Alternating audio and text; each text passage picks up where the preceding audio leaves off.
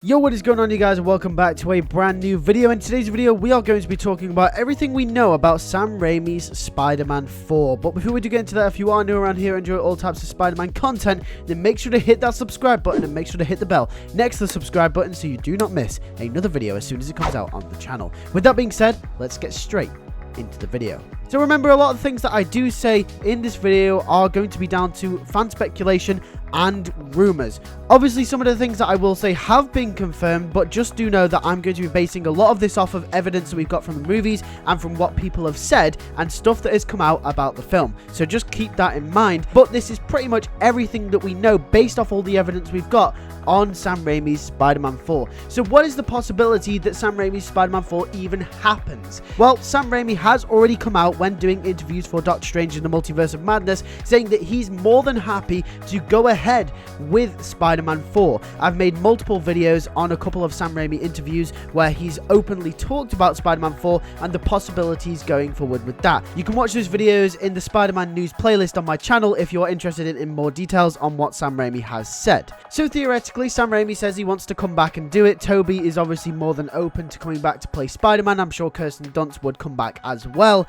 And if this movie were to go ahead and everyone is on board, how would this movie work now that Tobey Maguire and the rest of the cast is now older? Well, that means that this movie would either be a prequel or it would have to be a sequel to Spider-Man No Way Home. And unlike Andrew Garfield's Spider-Man, where his story with Gwen Stacy was wrapped up in No Way Home, meaning that if they were to make a TASM 3, it would have to progress the story forward past No Way Home, Spider-Man 4 could take place before No Way Home or after No Way Home, because there really is no story-defining moment in Spider-Man No Way Home that ties Tobey Maguire's character down to something going forwards or backwards. Which means the movie could be a prequel or a sequel. But what would the movie actually be about? Well, since the cast is older and seemingly the characters are as well, we are assuming that MJ and Peter are settled down. As in No Way Home, Tobey Maguire's Spider-Man did mention to Andrew Garfield's Spider-Man that MJ and Peter eventually worked out. So we're assuming that they're married, and considering they're at their age, they either have a kid or have got a kid on the way, which would be a great opportunity to tell a Spider-Man story that we haven't ever seen before, which could be a movie about Tobey Maguire's Spider-Man passing the torch on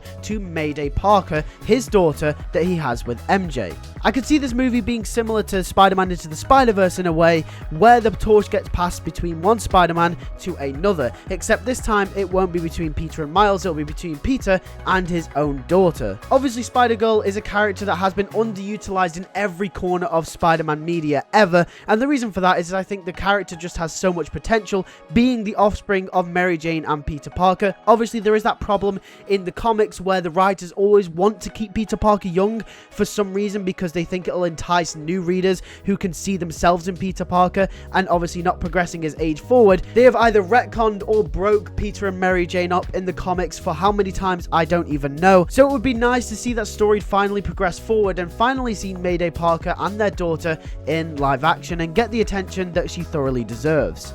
And once again, after the end of Spider-Man 3 and the conclusion of Peter and Mary Jane's long story throughout the three movies, them finally being together, Mayday Parker would almost be a payoff to that relationship seeing developed through the years. So Spider-Man 4 could even act as a celebration for the first three movies as well as its own thing. And based off everything we know about the character thus far, Mayday Parker and that story would make a hell of a lot of sense. Like I said in No Way Home, Peter talking to Andrew Garfield's Spider-Man about MJ and Peter finally settling down. But who would be the villain of the film? Obviously, this is where things start to get real juicy, because obviously, as we do know, there were storyboards depicting the Vulture as the main villain, with Mysterio and a bunch of other villains being side villains that Spider-Man would take down at the start of the film in a montage, but Vulture was depicted to be the main villain of the film. But in recent interviews with Sam Raimi when discussing Multiverse of Madness, he has also come out and confirmed that he wanted Kraven the Hunter to be the villain of the fourth Spider-Man film. So it's a possibility that Kraven could also be the villain if Spider-Man 4 was to happen.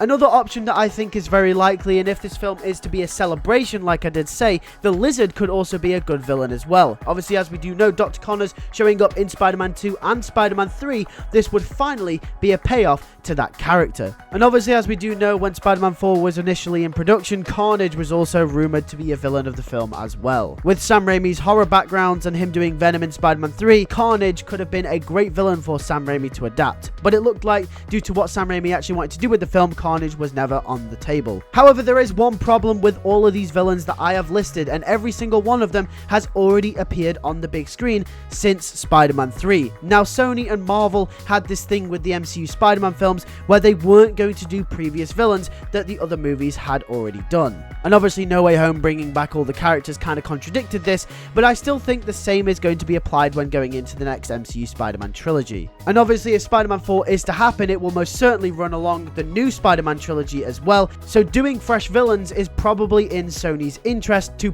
A, sell more toys, and B, not to confuse people with what villains are showing up where. So in this case, one villain that could work that has never been seen on screen before is actually the Hobgoblin. I think the Hobgoblin could be a really cool option. Obviously you have the ties there with the Green Goblin, so the story has already been practically written for you with everything set up there. I could imagine a story where Tobey Maguire sees the rumor of another goblin floating around New York, and then Peter wanting to train Mayday up so she can fend for herself, as he already knows what dealing with a goblin is like. Then Hobgoblin could almost become Mayday Parker's version of the Goblin, also once again, like I did say, celebrating the success of the original Sam Raimi movies, as the Goblin persona was a big part of all three of those movies. If Spider-Man 4 were to happen, when would it actually release though? This is the biggest uncertainty I think I have with this film, although I do think coming off the back of the success of Spider-Man No Way Home and the audience reaction to the other two Spider-Men showing up, I reckon it would probably be sooner than later. And personally, if they were to make a Spider-Man 4, it probably would already be in pre-production as we speak.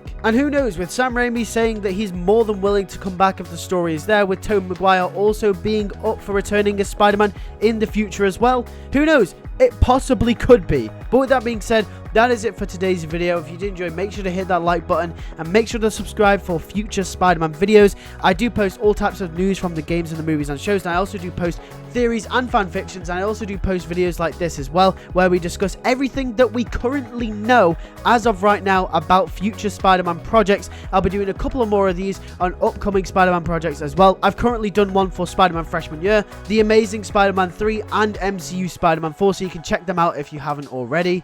But yeah, also make sure to hit the bell next to the subscribe button so you do not miss any videos. As soon as they come out on the channel, you can be one of the first ones to watch the videos and be one of the first people in the loop with all types of Spider-Man news and content. And also, I do want to give a quick shout out to I Am Superhero. They provide high quality clothing based designs based off your favorite superheroes, and it's really good high quality. It's really cool. You can wear the clothing out and about with your friends, even to the gym, and just all types of places. So if you are interested in that, then make sure to go in the description down below and click the link to the website so you can go and check it out. But with that being said, thank you all for watching. I'll see you all in the next video. Take care and peace.